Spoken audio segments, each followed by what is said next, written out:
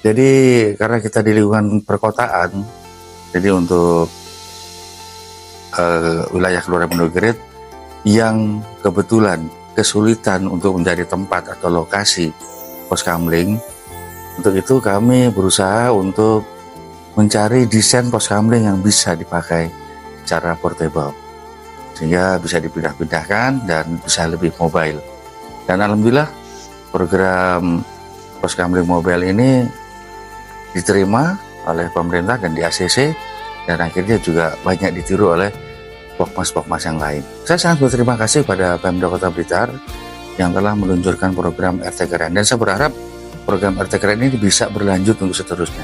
Saya pribadi sangat bagus sekali Pak dengan program ini, sangat bermanfaat sekali bagi warga masyarakat, juga sangat mendukung untuk membantu itu Pak, pembangunan. Terus kira-kira harapannya jenengan untuk kedepannya RT Keren tetap berlanjut atau Tetap berlanjut. Tetap berlanjut. Ditambah atau tidak? Tambah? Tambah. Ini disampaikan ke yang lain, dan artinya yang untuk percontohan RT lain ini juga guru pangga. Ini kita kembangkan Pak. Itu Pak Lurah itu tugasnya untuk menyampaikan ke Lurah ini disampaikan ke daerah yang lain, dan ketika ada mereka di kan seperti ini kan malah manfaat. Jadi salah satu solusi tidak perlu nunggu tender OPCU dari kota, cukup secara mandiri mengajukan Karena ini benar-benar bisa menyentuh dan bisa mengadopsi aspirasi yang berkembang di masyarakat, hingga masyarakat bisa mengerjakan sendiri secara swakelola. Bahkan partisipasi masyarakat dalam pembangunan RT Keren ini sangat-sangat luar biasa. Pos kamling di saat pendiriannya dulu, seingat saya, pemerintah mengadakan pos kamling adalah untuk meningkatkan keamanan di masyarakat, keamanan lingkungan. Tapi di sisi lain, justru pos kamling ini bisa meningkatkan sosialitas masyarakat, bisa meningkatkan silaturahmi di antara masyarakat. Karena maklum di rumah perkotaan tidak bisa setiap hari bertemu. Dengan adanya pos kamling berjaga bergantian bergiliran, mereka saling ketemu, saling silaturahmi, bertukar pikiran, sehingga muncullah ide-ide yang lebih partisipatif untuk pembangunan di lingkungan masing-masing.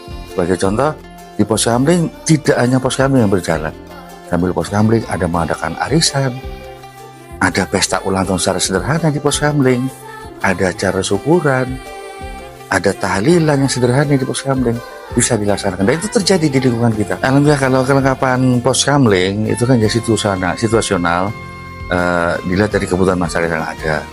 Dan alhamdulillah di lingkungan kita itu masyarakatnya cukup inisiatif, sehingga daripada nanti mengganggu utamanya penerangan pada malam hari, maka Pokmas dengan kerjasama dengan masyarakat membentuk tenaga listrik surya. Nah, jadi ada panel surya di pos kamling kita. Terus ditambah lagi juga ada APAR, alat pemadam api ringan, ada kentongan, juga ada papan pengumuman, papan informasi, papan jaga, juga televisi ada di situ. Nah, itu juga merupakan bukti-bukti partisipasi masyarakat yang muncul saat adanya pos kamling di lingkungannya. Salah satunya kami meneruskan dari program lurah sebelumnya, yaitu sebuah pencanangan Kampung Bung Karno. Karena memang Pondok Gede adalah satu-satunya kelurahan yang beruntung dan mendapat keberkahan ada makam Bung Karno, makam sang proklamator. Dan itu membaikkan semangat kita, berarti masyarakat Pondok Gede 24 jam didampingi oleh Pak Karno. Nah, makanya kami bentuk oleh Pak Sugiono dulu, lurah terdahulu, bentuklah program Kampung Bung Karno. Dan dia sudah di-launching oleh Pak Sekda.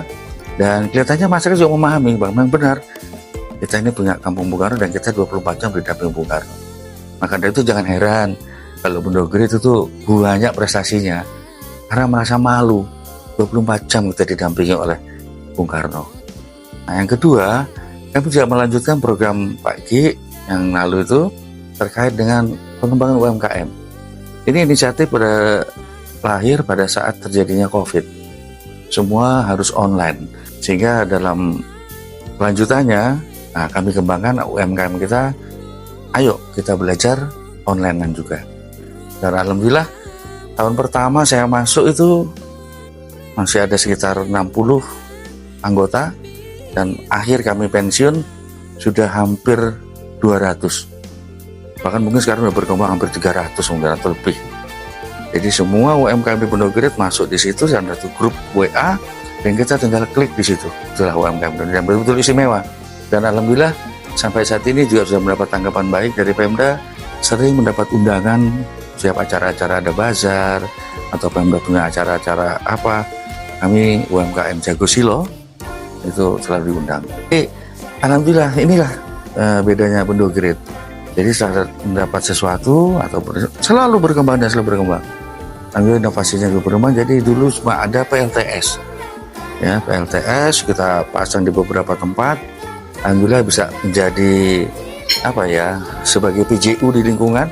Di dalam gang kita sudah nggak ada tempat gelap lagi, dari PLTS itu. Dan sekarang malah berkembang PLTS-nya, ditambah PLTS TB. Wah, ini luar biasa. Apa itu TB? Tenaga bayu.